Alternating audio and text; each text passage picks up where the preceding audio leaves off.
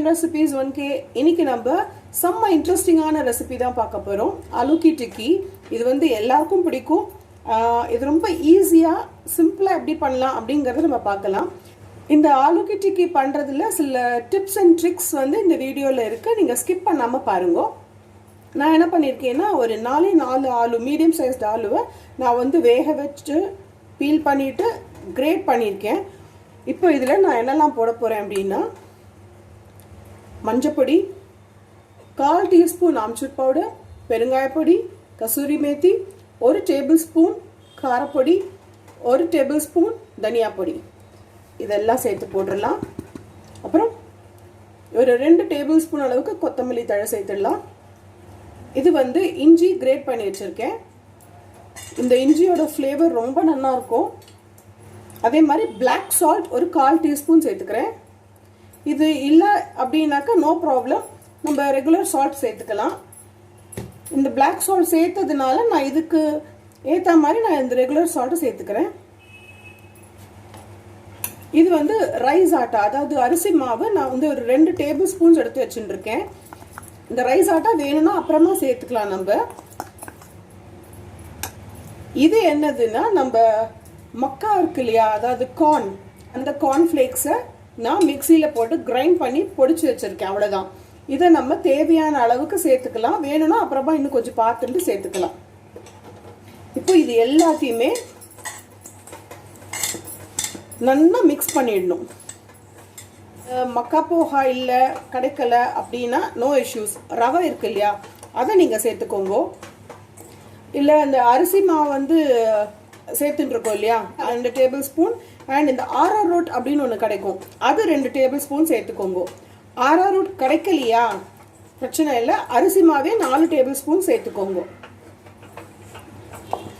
இப்போ இந்த அரிசி மாவு ஃபுல்லாக சேர்த்துன்றேன்.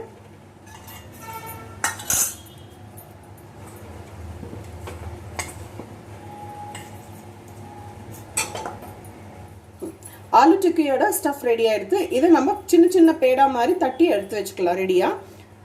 அதுக்கு இடையில நம்ம ஒரு தவாவை ஹீட் பண்ணி ரெடியா வச்சுக்கலாம். ஆயில் சுட்டுடுத்தான்னு ஜஸ்ட் செக் பண்ணி பார்த்துக்கலாம். ஆயில் நல்லா சுட்டுடுத்து. இப்போ நம்ம இந்த மாதிரி பண்ணிட்டு இப்படி தட்டிட்டு கையில் இப்படி பண்ணிட்டோம்னா இந்த கிராக்ஸ் எல்லாம் இருக்காது. நீங்கள் கையில் வேணாலும் பண்ணிக்கலாம், இல்லைன்னா ஒரு பிளேட்டில் வச்சு பண்ணிக்கலாம். இப்போ நம்ம ஸ்டவ்வை லோ டு மீடியம் ஃப்ளேமில் வச்சுடலாம். ஏன்னா இது வந்து ஸ்லோவாக தான் குக் ஆகணும். இப்போ பார்த்தீங்கன்னா இந்த கீழே இருக்கிறதெல்லாம் வந்து நல்லா கிறிஸ்பியாக எடுத்து இப்போ இந்த பக்கம் திருப்பிக்கலாம்.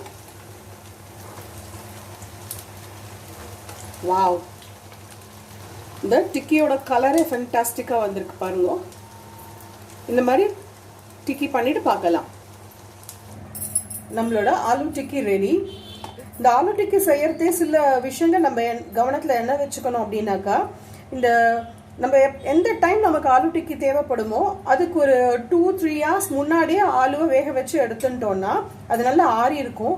அதுக்கப்புறம் நீங்கள் வந்து அது பீல் பண்ணி எடுத்துக்கோங்க.